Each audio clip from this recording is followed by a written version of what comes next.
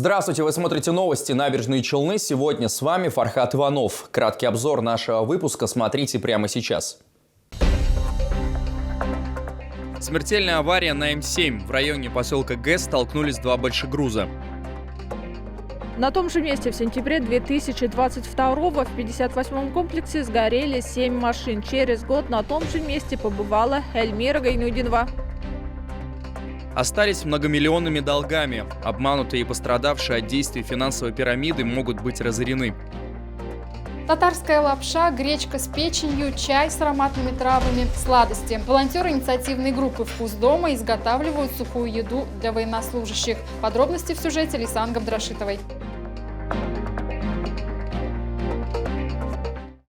Спонсор нашего выпуска – магазин «Много ванн». Широкий выбор плитки, акриловых ванн, душевых уголков, мебели, смесителей и унитазов. Задумались о ремонте? За обновлением сантехники обращайтесь в «Много ванн». Дорогая, я нашел магазин «Много ванн». Какие здесь ванны, какая плитка, красота и цены приятные. «Много ванн». В Сююмбике 21. Остановка 41-й комплекс. До конца месяца скидки на ванны до 40%. Этой ночью произошла страшная авария на трассе М7 в районе поселка ГЭС. Столкнулись два большегруза. К сожалению, не обошлось без жертв. В причинах ДТП разбиралась моя коллега Лилия Гатина. Серьезная авария произошла около 11 часов ночи. От сильнейшего удара кабину грузового автомобиля буквально смяло. Сотрудникам МЧС пришлось извлекать 43-летнего водителя из искореженной кабины. Водитель грузового автомобиля Джак, мужчина 80-го года рождения, по предварительным данным не выбрал скорость, обеспечивающую безопасность дорожного движения, и совершил наезд на стоящий на запрещающий сигнал светофора грузовой автомобиль в составе полуприцепа под управлением мужчины 86-го года рождения. В результате аварии водитель грузового автомобиля получил травмы, несовместимые с жизнью, и скончался на месте. Известно, что он был пристегнут ремнем безопасности. Второй водитель в ДТП не пострадал. Лилия Гатина, Ленар Султанов. Новости «Набережные Челны». В другом случае обошлось без жертв. В Челнах поджигателям машин гособвинение просит назначить наказание в виде лишения свободы, а именно сроком на 3 года в колонии общего режима. Напомню, ЧП случилось в сентябре прошлого года. В 58-м комплексе в 3 часу ночи произошел массовый поджог автомобилей. Наша съемочная группа побывала и на месте ЧП спустя год, и в зале судебного заседания.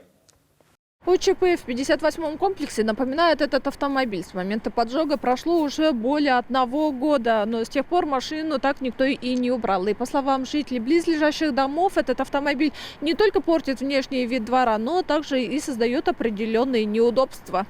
Например, занимают парковочное место, а их и без того мало. Об этом говорят автолюбители. Они уверены, брошенный автомобиль – это еще и опасно. Дети гуляют, прыгают, бегают, мне кажется, это небезопасно. Обычно я сама парковала туда, но после этого я перестала туда парковать. Как-то стараюсь где-то под камерами парковать, чтобы как-то обезопасить. От этого никто не застрахован, если вот рядышком поставили, эту же машину, насколько я помню, подожгли. В сентябре прошлого года к парковке подошел мужчина, одетый во все черное. По версии следствия, он вылил бензин на БМВ и поджег. Пламя перекинулось и на рядом стоящие автомобили. В общей сложности пострадали 7 машин. Сумма ущерба составила 5,5 миллионов рублей.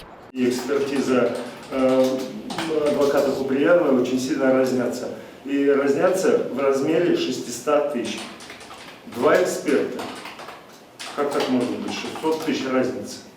Вот этот вопрос остался в подвешенном состоянии. Гособвинение запросило и поджигателю, и заказчику по 3 года лишения свободы в колонии общего режима. Подсудимые выступят с последним словом 9 ноября. Эльмира Гайнудинова, Ленар Султанов. Новости «Набережные Челны». Они остались многомиллионными долгами. Напомню, в одном из выпусков программы мы рассказывали об избрании меры пресечения создателям рыбной пирамиды.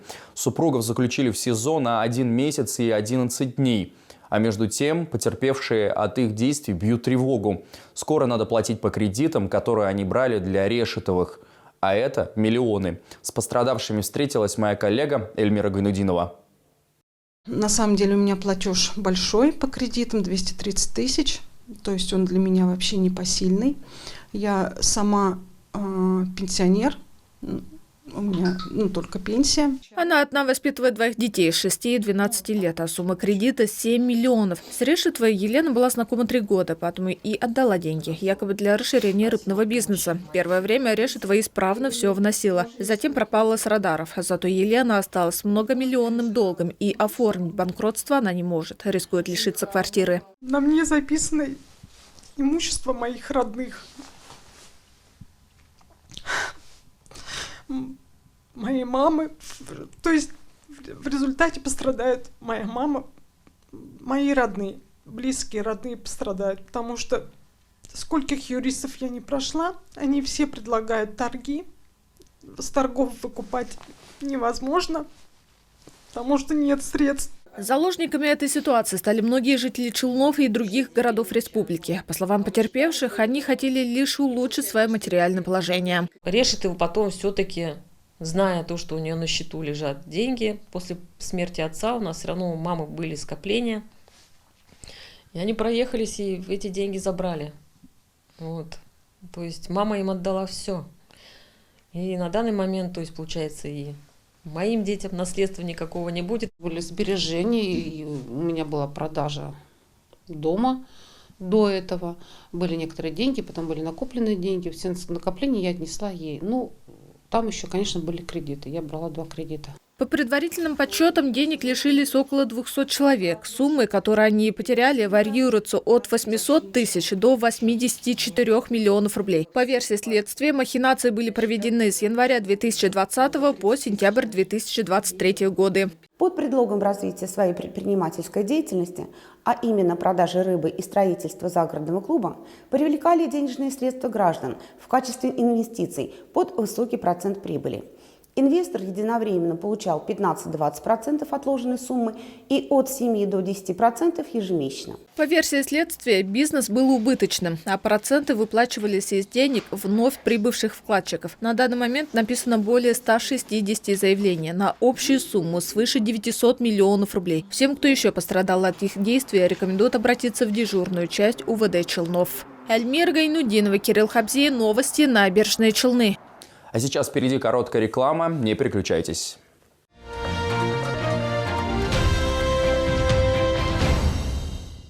Продсклад «Победа». Грудинка свиная аппетитная, гордость мясника 115,90. Сок томатный «Райское лето» 79,90.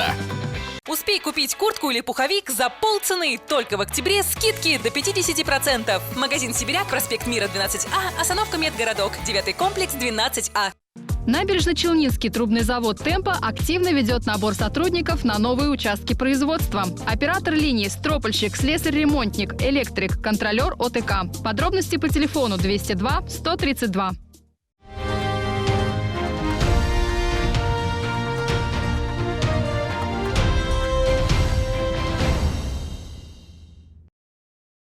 Вы смотрите новости, и мы продолжаем. Более 600 тысяч супов и 14 тысяч вторых блюд отправили военнослужащим волонтеры инициативной группы «Вкус дома» Набережные Челны. Меню разнообразное. Помимо супов и второго, они готовят свекольные и морковные салаты с чесноком и майонезом, чай с травами, печенье и другие сладости.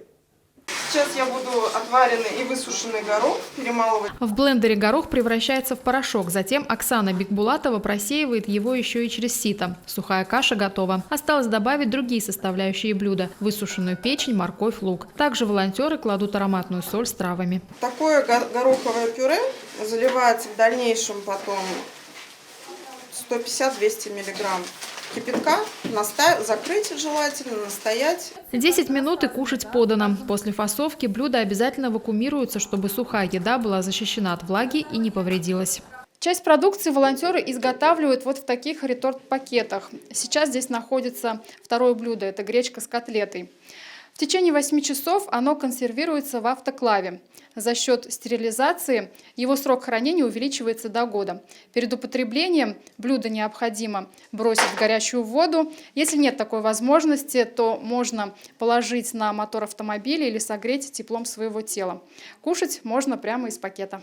Инициативная группа «Вкусдома» создана в январе. Изначально в ней было всего 2 человека. Затем стали присоединяться и другие волонтеры. Сейчас в группе 360 неравнодушных. У меня сын в мае подписал контракт и ушел на Украину. И мы тут с мужем подключились. Сначала я вышла на волонтерскую группу «Своих не бросаем», а через них уже вышла сюда. И где-то вплотную стала здесь заниматься уже с августа. Айгуль Ахметова и ее сестра-близнец готовят супы для военнослужащих. Чистят, шинкуют, сушат овощи, нарезают лапшу. А Гульнас Сунгатуллина добавляет еще один ингредиент – молитву. Только вот сейчас вот заметила суп, да, вот он еще без молитвы. Здесь я уже начала читать. Мне кажется, он уже как будто горит, как будто освещен. Но это в голове, наверное, сидит. Ну, надеюсь, что наши молитвы, наши супы будут ребятам помогать там. Продукты волонтеры закупают на собственные средства. Однако этого недостаточно, говорят они. За одну фасовку мы от 5 до 7 тысяч тратим на упаковочные материалы. Также люди делятся крупами, овощами. Вот в период огорода очень много приносили. Поэтому пока на самоорганизации мы. Домашние сухие блюда пользуются большим спросом у военнослужащих. Кроме того, вместе с едой в посылки кладут детские письма, а коробки украшают рисунками и стихотворением собственного сочинения. Лисан Габдрашитова, Артем Колесов, новости Набережные Челны. В Набережных Челнах работает фонд «Защитники Отечества». Социальные координаторы оказывают помощь военнослужащим, а также их семьям. Как отмечают в организации, за 5 месяцев существования проделано многое. О том, с какими вопросами чаще всего обращаются бойцы, узнала моя коллега Айзеля Шаймухаметова. Фонд «Защитники Отечества» граждане обращаются с разными вопросами, говорит социальный координатор Лейля Галеева. По ее словам, бойцы просят помочь в оформлении удостоверения ветерана боевых действий или в переобучении. В основном у нас вопросы разные и по получению удостоверения, и по выплатам вопросов очень много. Но по возможности мы стараемся помочь. Но в основном связываемся с военными частями, кадровиками. И, естественно, работаем и с военкоматом. Целью фонда является оказание адресной помощи военнослужащим и их семьям, а его координаторы помогают бойцам в решении юридических и психологических вопросов. В каждом районе у нас по 2 человека социальных координаторов, то есть и в Комсомольском, и в Центральном, в Автозаводском. И сейчас нового социального координатора взяли по Тукаевскому району. В фонде «Защитника Отечества» проконсультируют по поводу получения всех полагающихся мер поддержки, медицинской и социальной реабилитации, в получении лекарственного обеспечения, оказании психологической помощи, содействии в получении технических средств, реабилитации и санаторно-курортного лечения. Айзеля Шаймухаметова, Сергей Вильданов, новости Набережные Челны. 2023 год в республике был объявлен годом национальных культур и традиций. Многие театры готовили постановки, рассказывая о важности сохранения и укрепления духовных ценностей, возрождения исконных национальных традиций. В мэрии прошла пресс-конференция с представителями Татарского драматического театра имени Аяза Гилязова о насыщенной культурной жизни театра в материале Лилии Гатиной. Татдрамтеатр пополнился 4 новыми актерами. Творческий сезон труппы начала с показа спектаклей «4 жениха Диляфрус» и «Белый колфак». В настоящее время коллектив готовится порадовать челнинцев премьерой под названием «Безответная любовь». Спектакль о любви к природе и родной земле. Ну и к Новому году, Алла верса, наш молодой специалист, который обучается, набирает опыт в режиссуре, это ныне действующий актер Фирдус Сафин, будет для детей к Новому году делать волшебный подарок под названием «Телямишкин». Из нововведений афишу к этому спектаклю будут готовить дети. Кроме того, пройдет конкурс рисунков. Работа победителя украсит афишу. Такой замечательный, интересный проект, чтобы дать такой интерес, чтобы каждый мог сказать: мой рисунок моего ребенка вот на афише. Может быть, подумаем, да, на тот момент, что как раз напишем, потому что имя, фамилия этого ребенка, что вот он на афише. Это войдет в историю театра и города. В середине ноября пройдет фестиваль «Мои Челны», в рамках которого планируют организовать выставки выпускников и учеников детской школы искусств. Лилия Гатина, Ленар Султанов, новости Набережные Челны.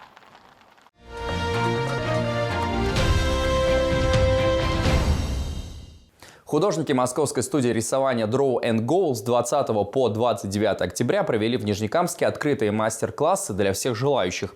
Специальные техники, разные направления от акварели до маркеров и сотни художников. Результат проекта превзошел ожидания организаторов. На итоговой выставке представили 310 прекрасных картин. Флюид-арт, космическая иллюстрация, интерьерная живопись, рисунок в постельных тонах и фэшн-иллюстрация. Разные техники и стили, не одинаков был и уровень учеников. Результат мастер-классов по живописи от московской студии Draw and Go – сотни картин за 7 дней. Творческий проект московские художники привезли в Нижнекамск впервые и собрали аншлаг. Абсолютно одинаково здесь нету. Здесь у всех какая-то своя, у каждого человека своя грань личности. Он по-другому оттенки передает, интересы. Прекрасная выставка, но столько талантов оказывается в нашем городе Нижнекамске. Я поражена. Все молодцы. Выставка мне очень нравится. Лучшие работы собрали на выставке. Здесь же определили победителей. Все они получили художественные боксы по флюид-арту. Картины призеров разместят на билбордах и экранах города. Пастель первый раз попробовала. Своеобразно, понравилось. Думаю, дальше буду пробовать уже. Заказала себе материал. Когда вкладываешься, это видят преподаватели, другие люди. Когда я рисовала именно эту картину, я уже почувствовала, что она им нравится. Художественные мастер-классы в Нижнекамске прошли впервые и собрали неожиданно много художников и опытных, и начинающих. Каждый день в студии собирались не менее 50 человек. Большое количество очень взрослых людей старшего поколения приходило сюда. Ну, дети, понятное дело, им всегда это интересно, родители их записывают для общего развития. Я думаю, им интересно было, точнее, не думаю, уверена, они нам рассказывали о том, как интересно им было познакомиться именно с нашей методикой преподавания. Проект реализуется при поддержке программы социальных инвестиций Сибура «Формула хороших дел». Проект очень классный. И вот мы можем прям вот с уверенностью сказать, что вовлеченность и популярность, рвение к искусству у людей очень высокая, потому что ажиотаж был большой. Как отметил мэр Нижнекамска, программа социальных инвестиций компании «Сибур» «Формула хороших дел» наполняет город яркими событиями. Только в этом году при ее поддержке в городе прошли литературные фестивали, театральная неделя, созданы муралы на фасадах многоэтажных домов, всевозможные социальные и благотворительные акции и многое другое.